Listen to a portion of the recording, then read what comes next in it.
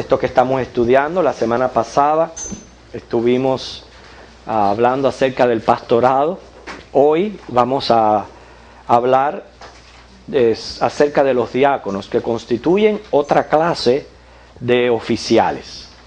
Precisamente como son los dos oficios que más comúnmente encontramos en las iglesias, porque le hemos dedicado una semana a cada uno.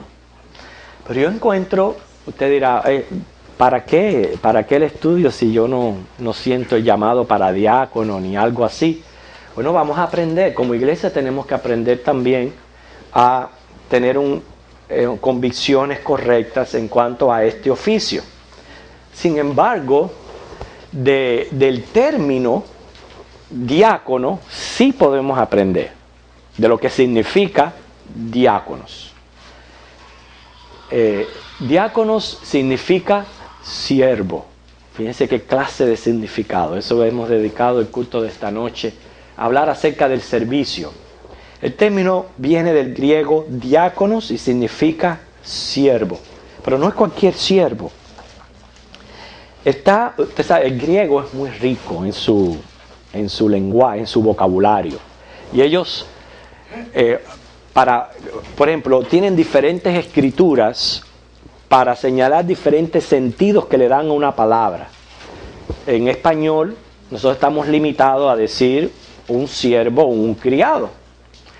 Pero en el griego no. En el griego, si se le va a dar un sentido a la palabra, ya le ponen otra escritura.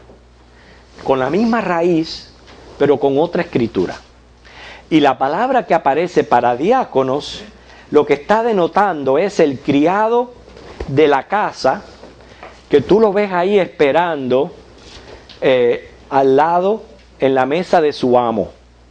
Como ustedes han visto quizás esos documentales o películas, quizás los mayordomos o personas que están encargadas de servir, que se paran literalmente al lado del amo para estar ahí al tanto de cualquier necesidad que surja, no tengan ni que hablar ni decir, sino inmediatamente proveer.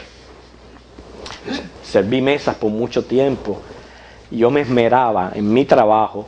Yo decía que a mí no me gustaba que la gente me pidiera. Yo prevenía las necesidades de la gente.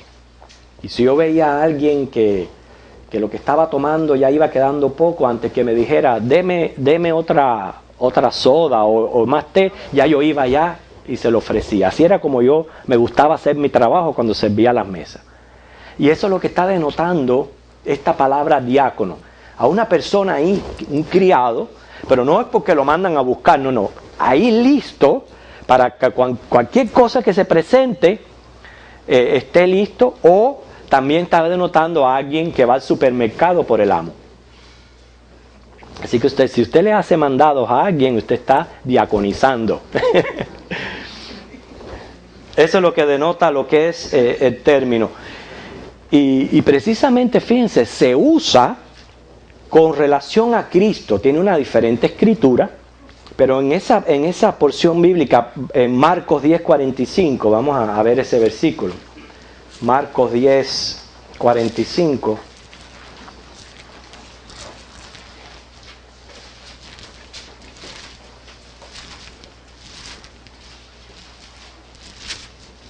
Alguien que lo tenga lo puede leer. Porque el Hijo del Hombre no vino para ser servido, sino para servir y para dar su vida en rescate por muchos. Bueno, esa parte ahí que dice servir, ahí aparece diakonoai, es como aparece en el griego, diakonoai, que se usa para relación a Cristo. Se usó en el ministerio de Pablo y otros apóstoles. Hay un sinnúmero de versículos, lo cual, no les voy a estar diciendo todos los versículos que aparece esta palabra, pero también para señalar al ministerio de Pablo y de otros apóstoles. Y se usa para señalar otras personas que ejercían servicios en la iglesia. Por ejemplo, se encuentra en Hechos 19:22, Colosenses 4:7. Quiere decir que el término diácono se usaba para referirse a cualquier servicio general en la iglesia. Y sí me gustaría leer 1 Corintios 16:15.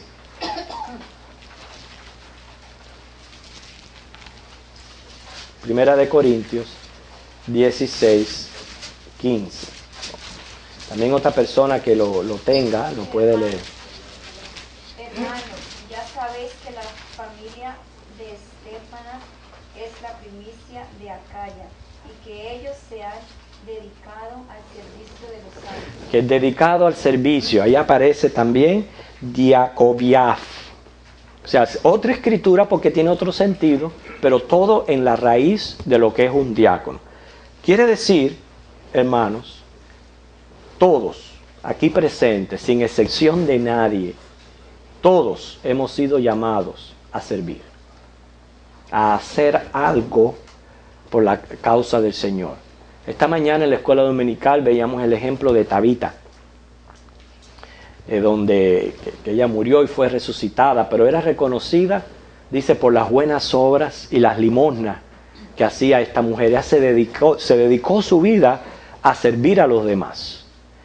Y aunque el servicio está dentro de la lista de dones, el servir, usted dirá, bueno, puede ser que no lo tenga de una manera exagerada, pero aunque no esté de una manera exagerada en usted, todos hemos llamado a servir y aprovechar las oportunidades que Dios nos dé para servir a otros, porque es lo que nos vamos a llevar con nosotros cuando nos vayamos de este mundo. Ahora, a pesar de que se usa para referirse a cualquier tipo de servicio que uno presta en la iglesia, se está usando para el oficio de diácono, y es lo que vamos a ver ahora, el diaconado como oficio, no tanto como servicio, pero como oficio, lo cual aparece en Filipenses 1:1 con la palabra diakobois. Diakobois, Filipenses 1:1. Vamos a leer ese versículo. Siempre es importante que vayamos a la palabra de Dios. Ya aquí aparece ya el oficio. Fíjense que dice Pablo y Timoteo, siervos de Jesucristo, a todos los santos en Cristo Jesús que están en Filipos, con los obispos y diáconos. Ya se está reconociendo como oficio en sí. Ahora, ¿de dónde surge la idea del diácono? Las sinagogas en aquel entonces tenían una persona que atendía, que llamaban chazán.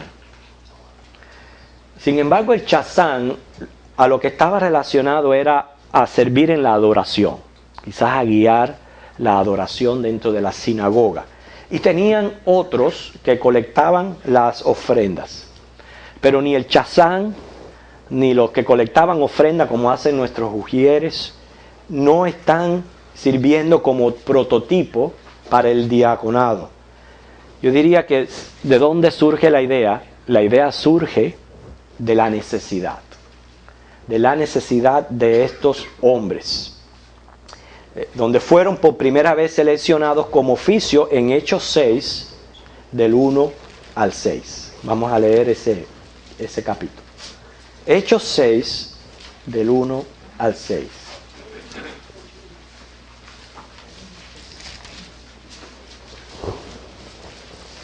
¿Gilis, te gustaría leerlo? Ok. Hechos 6, del 1 al 6. En aquellos días, como crecía el número de los discípulos, hubo murmuración de los griegos contra los hebreos, de que las viudas de aquellos eran descendidas en las tribus, En la distribución. diaria. Entonces los 12 convocaron a la multitud de los discípulos y dijeron: no es justo que nosotros dejemos la palabra de Dios para servir a las mesas.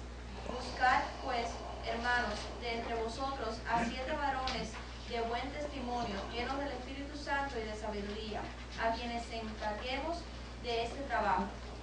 Y nosotros persistiremos en la oración y en el ministerio de la palabra. Agradó la propuesta a toda la multitud, y eligieron a Esteban, varón lleno de fe y del Espíritu Santo, a Felipe, a Prócoro, a Nicanor, a Timón, a Parmenas y a Nicolás, prosélito de Antioquía, a los cuales presentaron ante los apóstoles, quienes orando les impusieron las manos. Que ustedes ven que dentro de la iglesia surge un problema. El problema fue una murmuración, lo cual no es la manera correcta de una iglesia resolver el problema. Problemas van a surgir en las congregaciones. La manera correcta es venir y presentarlo, y para eso nosotros tenemos nuestras juntas, nuestras reuniones, y si las hay que hacer extraordinarias, se hacen. Es para eso.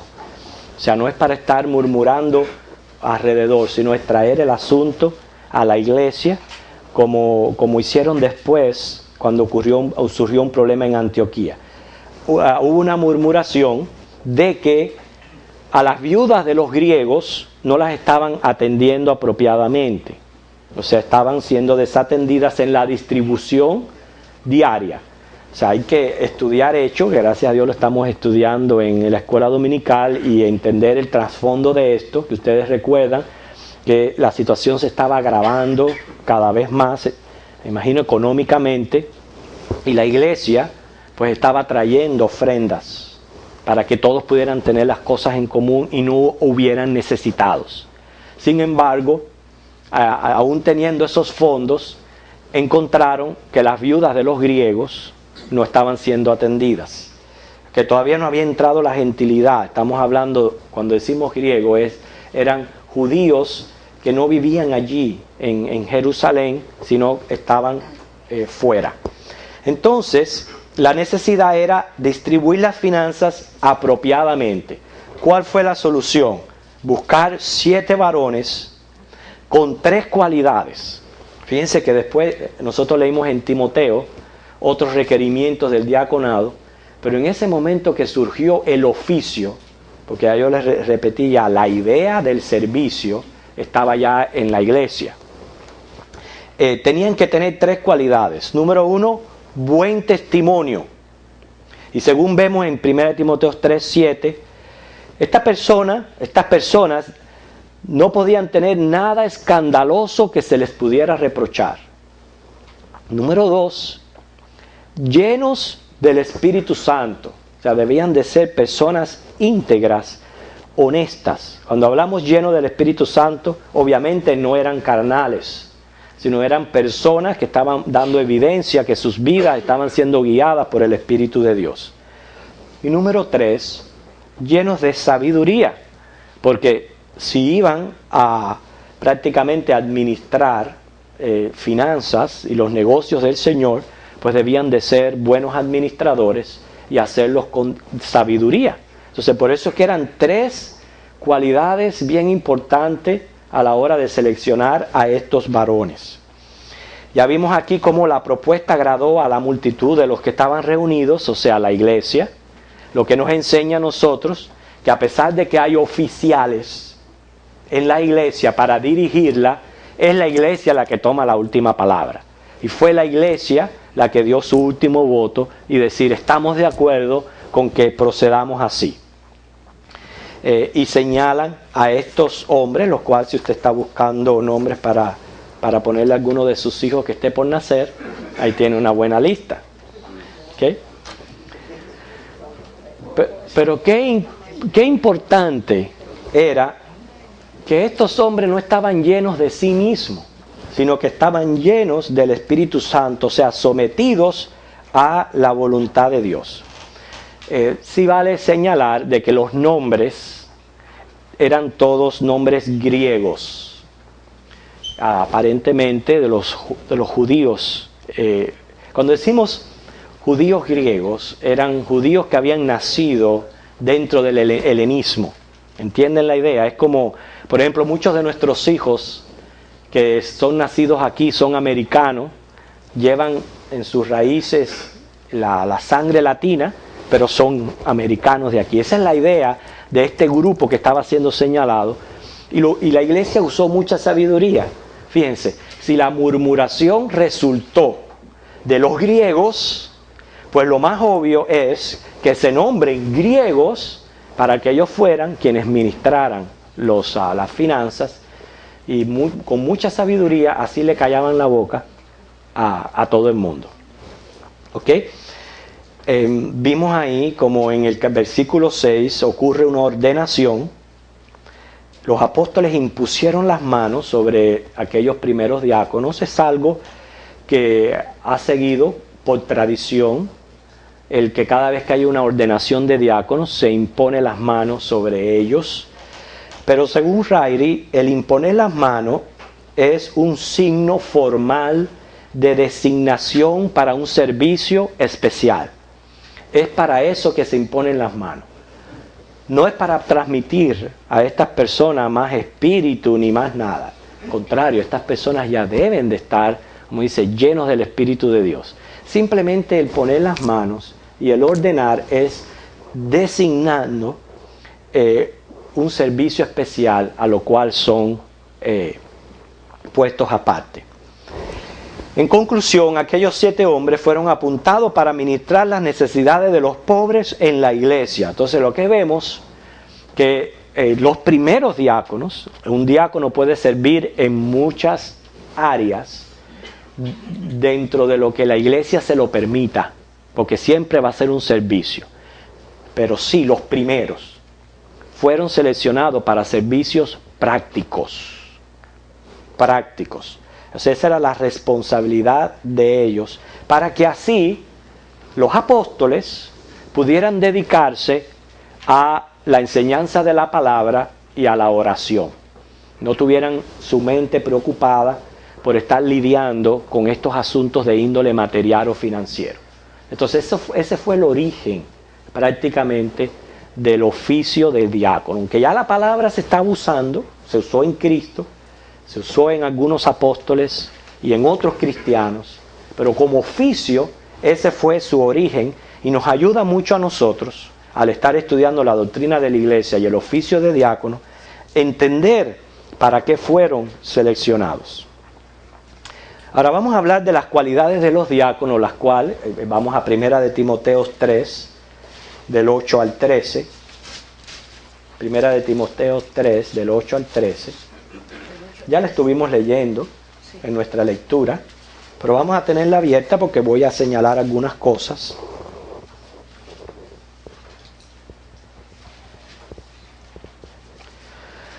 Las cualidades de los diáconos son muy parecidas, no iguales, parecidas a la de los obispos.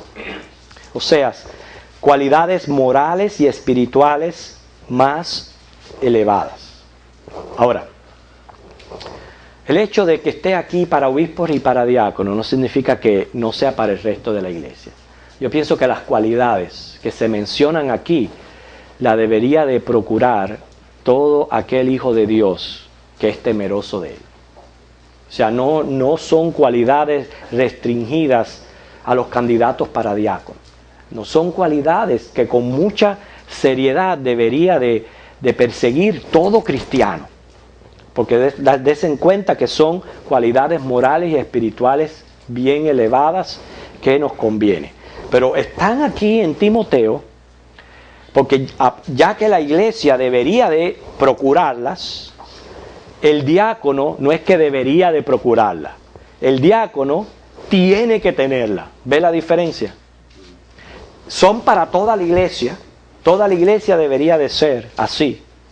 Pero el diácono no es opcional, son requerimientos para él poder ser separado para ejercer el oficio.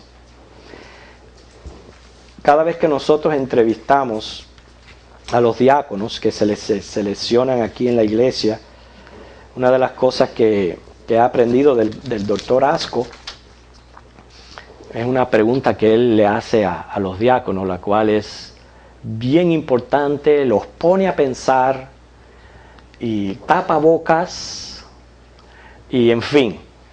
La pregunta es, si toda la iglesia fuera como usted, ¿cómo fuera la iglesia? Fíjense, no se le hace a todo el mundo, no significa que se le hace a todo el que se entrevista para miembro de la iglesia. Ya le dije, son cualidades que debería de procurar la iglesia, pero a los diáconos se les requiere estas cualidades. Y piense, si toda la iglesia fuera como usted, ¿cómo sería esa congregación? Entonces, lleva al diácono precisamente a responder con sinceridad y honestidad ante su llamado. Y vamos a señalar algunas de estas cualidades. Como debe de hacerse caso de asuntos financieros o negocios de la iglesia, y yo diría encargarse de los asuntos que puedan privar al pastor de su tarea primordial, la cual ya vimos que era orar y enseñar la palabra. Y como asunto financiero no significa que los diáconos tienen que ser los tesoreros. Ellos están envueltos en el comité de finanzas, pero ellos sí supervisan los fondos de lo que es benevolencia, los fondos que recoge la iglesia para ayudar a los pobres. Entonces tienen que supervisar estas ofrendas. Como tienen que hacer eso, algunas cualidades para el oficio, mire lo que dice el versículo 8, tienen que ser honestos y no dados a ganancias deshonestas. Fíjense, dice el 8, los diáconos asimismo deben ser honestos. Y dice después al final, no codiciosos de ganancias deshonestas. O sea, sus negocios tienen que estar limpios, tienen que estar claros. No pueden estar engañando ni al gobierno, ni quitándole a este, ni quitándole al otro, o haciendo trampas por aquí y trampas por allá, por estar ganando deshonestamente. Por ejemplo, jugando. El jugar es una manera de ganar con deshonestidad. O sea, un diácono debe de estar en nada de eso. Tiene que ser honesto y no codiciar ganancias deshonestas. Usted se imagina a una persona que no sea honesta poniéndolo a administrar los fondos de la iglesia. Yo me imagino que nunca habrá un fondo.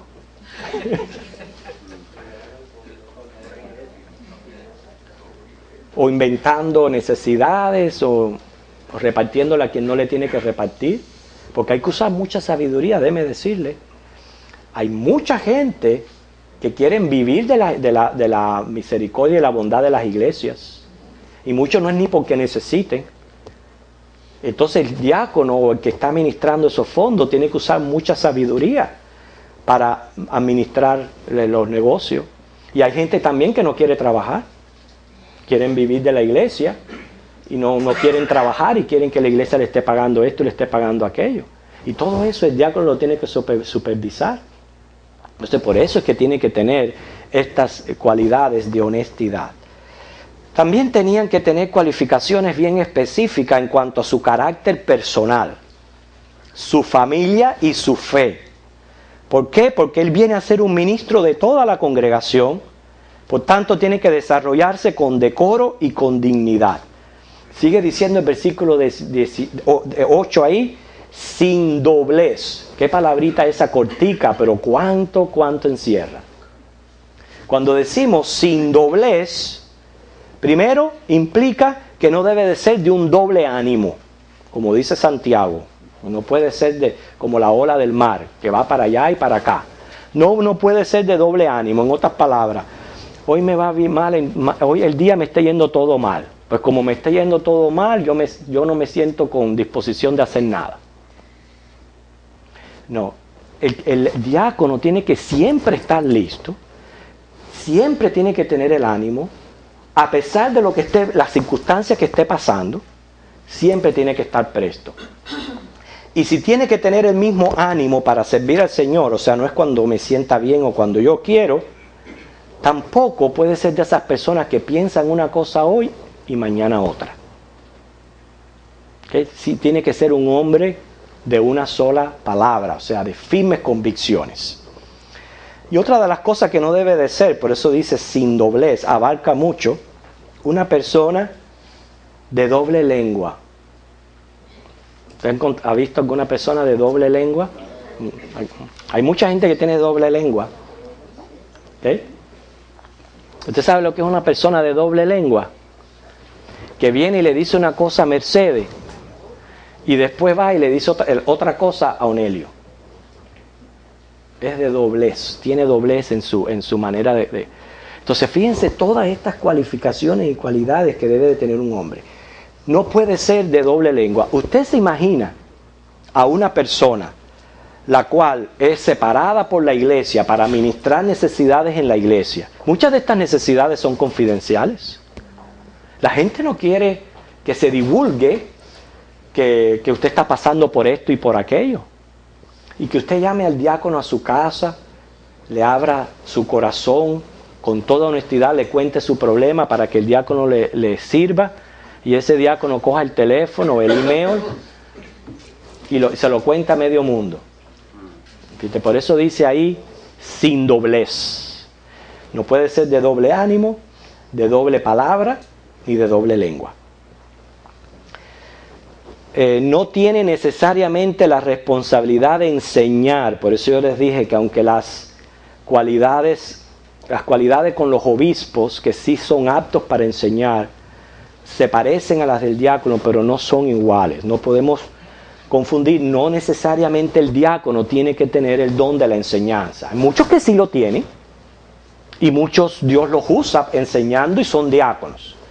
Pero no le requiera esto a todo diácono. El diácono no tiene necesariamente que enseñar, pero sí tiene que conocer las doctrinas de su fe y vivir de acuerdo a las mismas. Eso sí tiene que tener el diácono. Conocer bien lo que su iglesia cree, porque precisamente no puede tener doblez. Y si usted tiene una diferencias doctrinales en la iglesia que usted está sirviendo, ya desde ahí ya usted es de doblez. Se tiene que tener convicciones firmes en las doctrinas. Otro de los asuntos es que debe de tener en alto valor la iglesia de Cristo. En alto valor. La iglesia de Cristo no es cualquier cosa. Esta reunión que está sucediendo hoy aquí no es cualquier cosa. Nosotros llegamos hoy casi sin poder cantar, porque como tenemos la comida hasta aquí, casi no nos sale ni la voz para cantar. Pero ¿sabe qué? Esto se está registrando en los cielos. Y Dios está manteniendo el récord de lo que ocurre en esta iglesia y lo que ocurre los domingos en la noche. Y los que regresan a la iglesia. Todo esto el Señor lo tiene pendiente. Y el diácono le tiene que dar valor a la iglesia de Cristo. Y si un diácono no se congrega, ¿qué valor le está dando a la congregación? Por eso tiene que tener en alto valor la iglesia. O sea que todo esto, como ustedes ven en el versículo 9, que guarden el misterio de la fe con limpia conciencia. Según el versículo 10, dice que estos también sean sometidos a prueba primero y entonces ejerzan el diaconado si son irreprensibles. Cuando dice debe de ser probado y aprobado. En otras palabras, esta persona está bajo la observación de todos en la iglesia. Y la vida de la familia debe estar en buen orden. Esto es lo que nos dicen los versículos del 11 al 12. O sea, la vida familiar en buen orden. Esposo de una sola esposa. Quiere decir, uno de los requisitos, que no puede ser un divorciado, especialmente después de Cristo.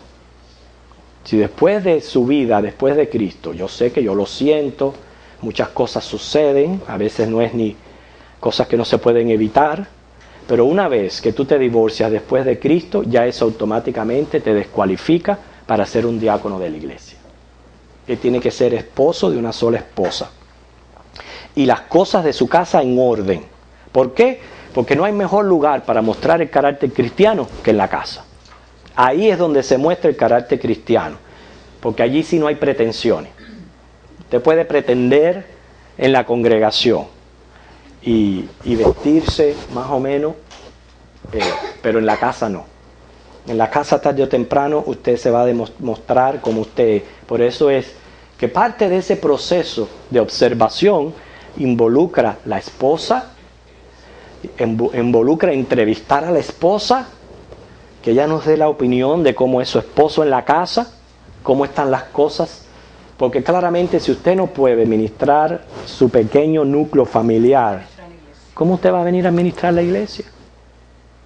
Esto va para obispos y también para diáconos. ¿Cómo usted va a administrar la iglesia si su pequeñito núcleo está fuera de orden? Por eso es que todo esto es bien importante. Es un trabajo arduo.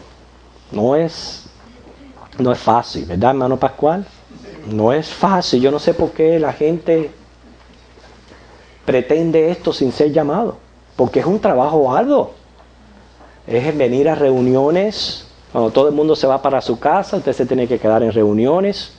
Gracias al Señor que nuestra iglesia, por eso le digo, gracias al Señor, que en nuestra iglesia no se presentan tantos asuntos extraordinarios, ni no tenemos tantos problemas con la congregación. Pero si no, usted tendría que ir a todas esas reuniones y estar envuelto en todos estos asuntos. Es un trabajo arduo. Por eso dice el 13, los que ejerzan bien el diaconado, dice, ganan para sí un grado honroso y mucha confianza en la fe que es en Cristo Jesús. Muchos quieren el grado honroso pero sin pasar el arduo trabajo. Quieren nada más que el título. No, porque a mí me nombraron de diácono, pero ¿dónde está tu esfuerzo, tu trabajo y tu servicio? ¿Okay? Y otro detalle bien importante es, por lo menos de esa manera, es como las iglesias bautistas funcionan con relación a este oficio. El diaconado dura mientras dura el servicio a esa iglesia local. Por ejemplo, cuando usted es llamado al ministerio pastoral y usted es ordenado, eso es una vez en la vida. Y ya usted queda ordenado para el resto del tiempo. Pero la ordenación de diácono es exclusiva para el servicio de esa iglesia local. ¿Entienden lo que le estoy diciendo? Una vez que ya no esté prestando el servicio en esa iglesia local que usted fue ordenado, se acabó el diaconado. Quiere decir, si usted va a otra iglesia, usted tiene que proceder al mismo proceso. O sea, no es una cosa que se puede acarrear de otra iglesia, no porque yo fui diácono allá, ya puedo hacerme aquí. No, eso no es transmitible. Cada iglesia, cada congregación llama a sus diáconos, los observa, los prepara y los ordena. No es una cosa transmitible como el obispado. El obispado sí es para siempre. Entonces, hermanos, el proceso para la elección del diácono, primero, que la iglesia debe de orar por todo el proceso, desde el principio al fin, para que sea el Espíritu Santo quien ponga parte a estos candidatos. En este momento, nosotros en la iglesia tenemos funcionando como diácono a nuestro hermano Pascual González y tenemos seleccionados puestos apartes dos candidatos, nuestro hermano David Suárez y nuestro hermano Marcos Pérez. Ellos casi siempre se recomienda de que estén un año bajo observación. Y cuando pase ese año, la iglesia vuelve a reunirse y dependiendo de lo que haya observado, fíjense que no es el pastor ni es el otro diácono quien los selecciona, es la iglesia. Hay personas que no han sido seleccionadas por la iglesia y se enojan con el pastor como si el pastor hubiera tenido cargas en el asunto, si no es culpa del pastor. La iglesia entendió que no puedes tú ser el diácono y punto. Tienes que respetar la decisión de la iglesia. Pero por eso es que pasa un año de observación. O sea, la iglesia no debe de actuar a prisa porque nosotros estamos buscando no quienes ocupen puestos. No porque la iglesia tiene que tener 7 diáconos, no. Nosotros llevamos ¿cuántos años funcionando con uno? Por lo menos en la parte de nuestra congregación hispana. Porque no podemos seleccionar así a cualquiera y ponerlo ya en el puesto. Hay muchos hermanos aquí, déjenme decirles que ellos dos no son los únicos. Hay muchos hermanos aquí con cualificaciones, pero como es un arduo trabajo, simplemente han dicho que no quieren, no pueden en ese momento. Pero lo importante es que la iglesia no actúe a prisa, definir el tiempo en que deben ser ordenados, por eso nosotros decimos un año, o sea, no es dejarlos así sin límite, decirles, usted va a estar un año bajo observación de la iglesia. Y después, entonces, que son apuntados para ser ordenados, se procede a la ordenación, la cual ya sabemos que se impone en las manos. Que fíjate que 1 Timoteo 5:22 dice, no pongas con ligereza las manos a nadie. Entonces se les impone las manos, repito, no para darles algún poder, sino más bien es para designar que han sido puestos aparte para un servicio especial. La semana que viene, hermano, la semana que viene tenemos reunión de sociedades, pero cuando nos vamos a reunir, vamos a ver lo que es los oficiales en general y también el gobierno de la iglesia. Y es un tema bastante interesante, donde vamos a aprender de nuestra denominación bautista, muchos asuntos que la iglesia a veces no conoce de cómo funcionamos como iglesia y cómo funcionamos siendo parte de la convención. Y todas esas cosas ustedes las van a poder saber. 5 minutos, ¿hay algún